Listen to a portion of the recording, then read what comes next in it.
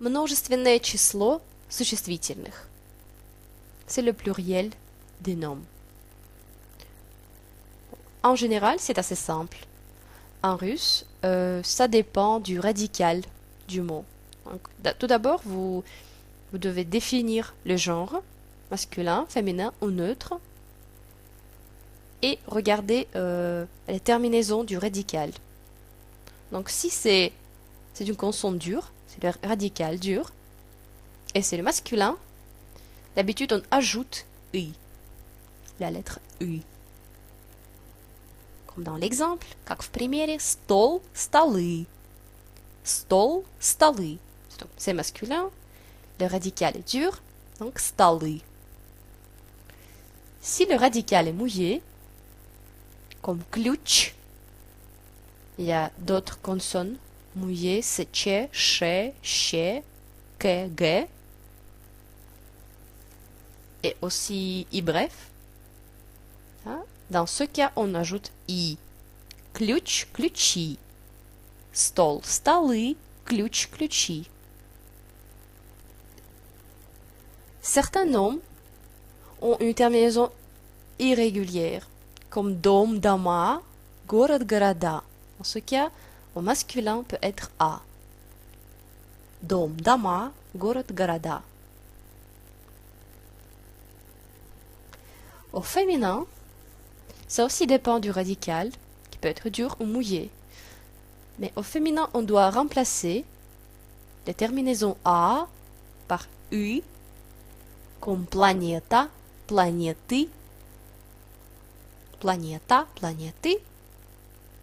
Si le radical est mouillé, les terminaisons sont «ya» ou signe mou, on les remplace par «i».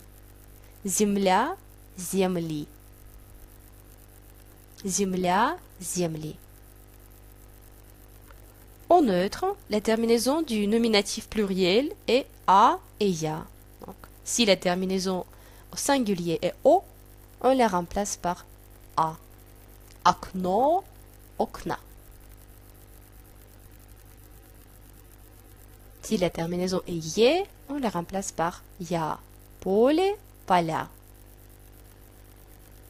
Ce qui est aussi important pour neutre, c'est qu'on change l'accent tonique d'habitude, comme окно, окна, поле, поля. Et les noms neutres d'origine étrangère sont invariables. D'accord? C'est кофе, кино, métro, radio. Donc, au pluriel, ça va être aussi кофе, кино, métro, radio. D'habitude, ce sont des mots d'origine française, donc pour vous, c'est plus simple, pour des francophones. Примеры из текста. Les exemples du texte.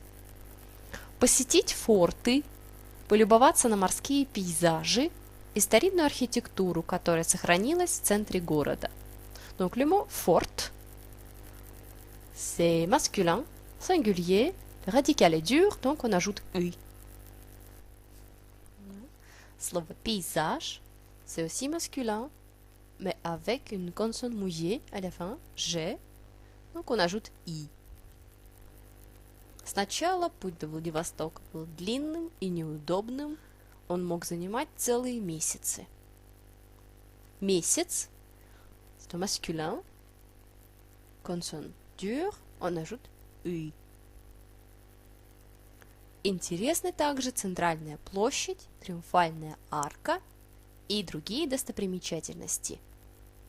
Le mot достопримечательность, la terminaison signe mou.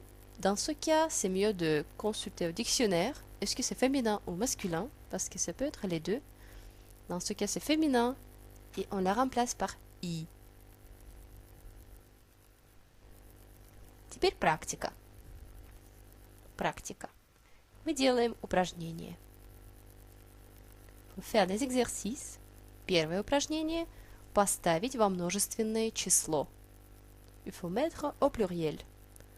Как в примере столица, c'est féminin, c'est la consonne dure, le radical dur, donc on remplace A par U.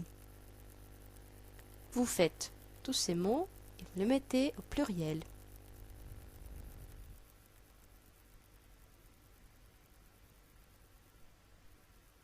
Le corrigé de cet exercice est sur le site fr.pacat.net dans les podcasts sur Transsibérien.